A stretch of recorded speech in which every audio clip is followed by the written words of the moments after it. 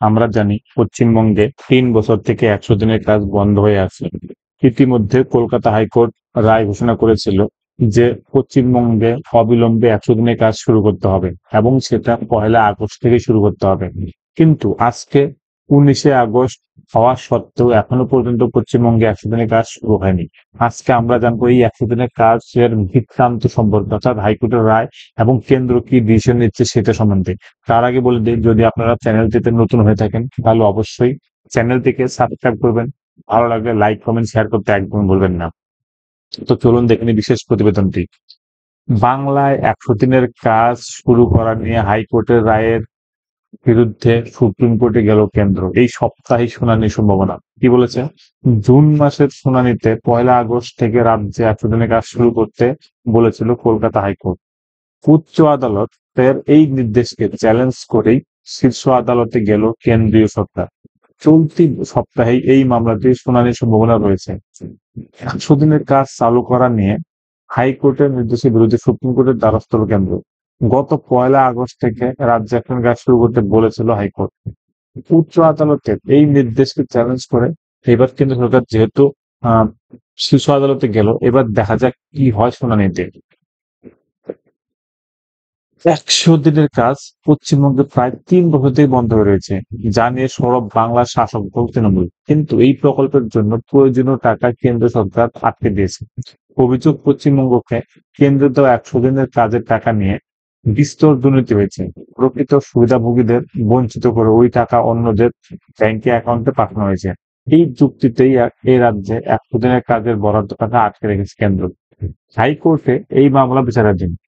গত জুন মাসে হাইকোর্টের প্রধান বিচারপতি টি.এস. শিবগানম এবং বিচারপতি চৈতালি চট্টোপাধ্যায় দাসের ডিভিশন বেঞ্চ জানায়, দুর্নীতি রুখতে রাজ্য সরকারকে যে কোনো শর্ত দিতে পারবে কেন্দ্র, তবে ১০০ দিনের কাজ আবার শুরু করতে হবে।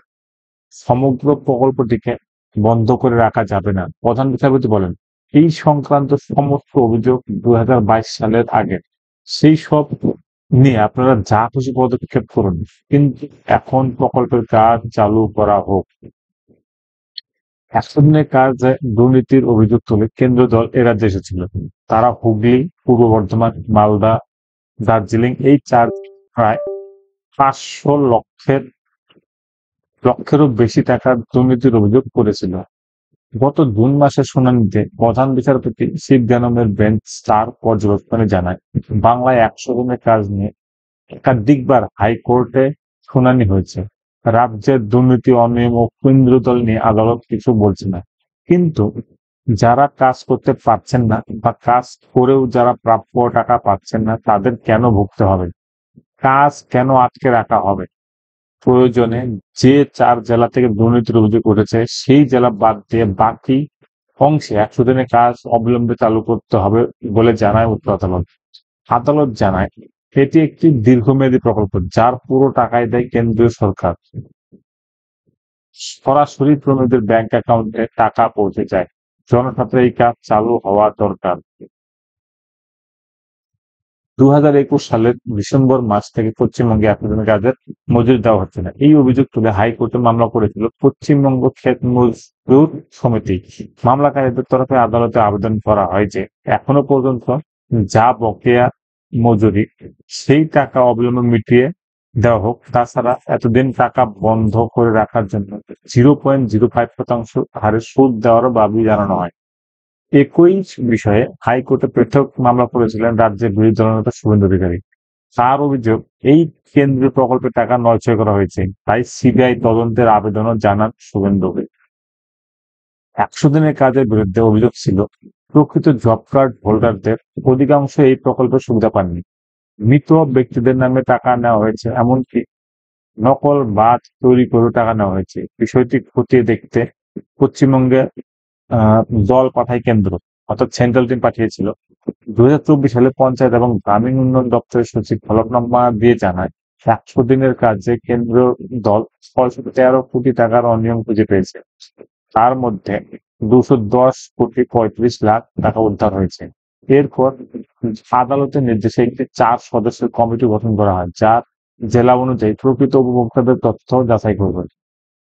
কমিটিতে রাখা হয় কেন্দ্র ও রাজ্য সরকারের একজন করে প্রতিনিধি। এছাড়া CAG, auditor and controller general of এবং অ্যাকাউন্টেন্ট জেনারেলের একজন করে প্রতিনিধি এই কমিটিতে রাখা হয়। 2025 সালের এই যাচাই কমিটি হাইকোর্টে রিপোর্ট জমা দিয়েছিল। সেখানে বলা হয়েছিল 100 জনের কাজের দুর্নীতির অভিযোগের ঘটনায় 4 জেলা থেকে 240 লক্ষ টাকা অর্থাৎ 24 কোটি টাকা উদ্ধার করা হয়েছে। তখনও 4 জেলা বাদে রাজ্যের বাকি অংশে 100 দিনের কাজ শুরু করা যায় কিনা প্রশ্ন তুলেছিল আদালত। পশ্চিমবঙ্গের আপামর জনসাধারণ তাকিয়ে আছে কবে 100 দিনের কাজ শুরু হবে। কারণ এই 100 দিনের কাজ হলে পরে গ্রামের অর্থনীতি অনেকটাই ফিরবে। কারণ 3 বছর থেকে বন্ধ হয়ে আছে 100 দিনের কাজ।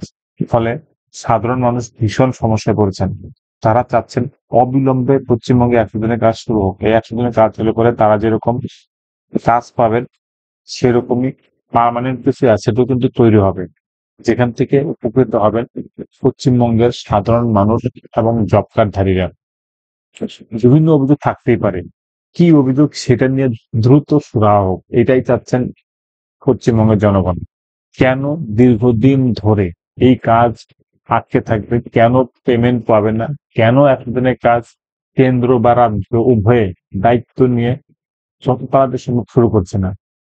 আদালত শুনেছে এই মামলাটি, কলকাতা হাইকোর্ট বলেছে অতি দ্রুত কাজটা শুরু করতে, কিন্তু দেখা যাচ্ছে রাজ্যের তরফ থেকে বা কেন্দ্রের তরফ থেকে সেরকম কোনো সদর্থক বার্তা পাওয়া যাচ্ছে না।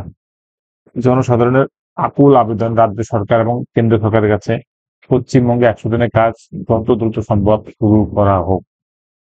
বন্ধুরা, 100 দিনের কাজ রিলেটেড যে কোনো খবর সবার আগে এই চ্যানেলে পেয়ে যাবেন। তার জন্য চ্যানেলটিকে অবশ্যই সাবস্ক্রাইব করে রাখবেন এবং ভালো লাগলে লাইক কমেন্ট শেয়ার করতে ভুলবেন না।